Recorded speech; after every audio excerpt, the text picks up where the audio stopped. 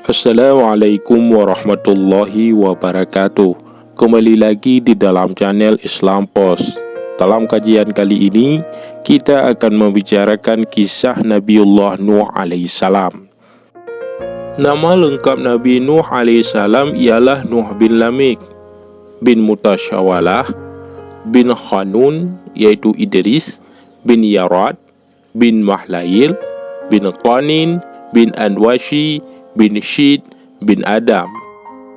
Nuh alaihissalam dilahirkan 126 tahun setelah Nabi Adam wafat. Demikian menurut Ibnu Jarir dan lainnya.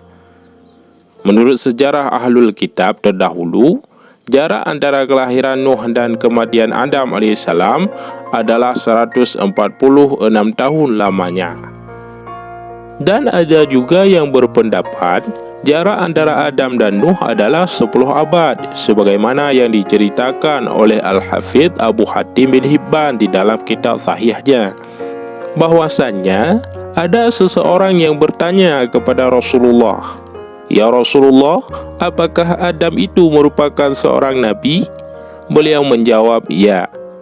Kemudian seorang tersebut bertanya lagi, berapa lama jarak antara dirinya dengan Nuh?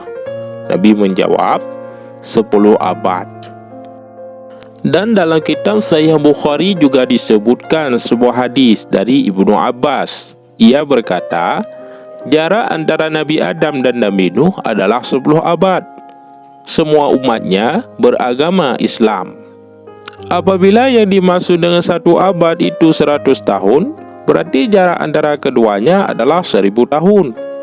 Tetapi tidak menutup kemungkinan jarak antara keduanya lebih dari itu berdasarkan pada ketentuan batas dalam Islam yang diberitahukan oleh Ibnu Abbas, bahwa antara keduanya terdapat beberapa abad yang tertinggal di mana mereka tidak memeluk Islam.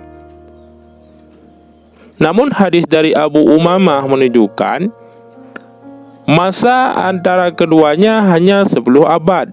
Dan Ibnu Abbas menambahkan bahwa mereka semua dalam keadaan memeluk agama Islam. Ini menjadi sebuah sanggahan terhadap pendapat para ahli sejarah dari kalangan Ahlul Kitab yang menyebutkan bahwa Qabil dan anak-anaknya adalah menyembah api. Ikhwan yang mulia, para ulama berbeda pendapat mengenai usia Nabi Nuh ketika ia diangkat menjadi Rasul.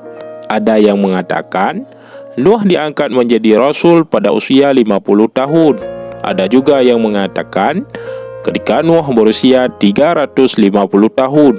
Dan ada pula yang berpendapat bahwa Nuh diutus sebagai Rasul ketika ia berusia 480 tahun.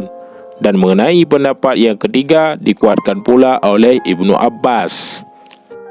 Allah Subhanahu wa Ta'ala telah menceritakan di dalam Al-Quran tentang kisah Nuh dan kaumnya yang bernama Bani Rasib, serta adab berupa taupan yang diturunkan kepada mereka yang kufur, serta bagaimana Allah menyelamatkan Nabi Nuh beserta para pengikutnya yang menumpang kapal bersama dengan Nabi Nuh. Kisah tersebut dapat kita jumpai di dalam beberapa surat Al-Quran. Allah Subhanahu wa Ta'ala berfirman dalam surat Al-A'raf yang artinya, sesungguhnya kami telah mengutus Nuh kepada kaumnya. Lalu ia berkata, wahai kaumku, sembahlah Allah. Sekali-kali tidak ada Tuhan bagimu selainnya. Sesungguhnya kalau kamu tidak menyembah Allah, aku takut kamu akan ditimpa azab pada hari kiamat.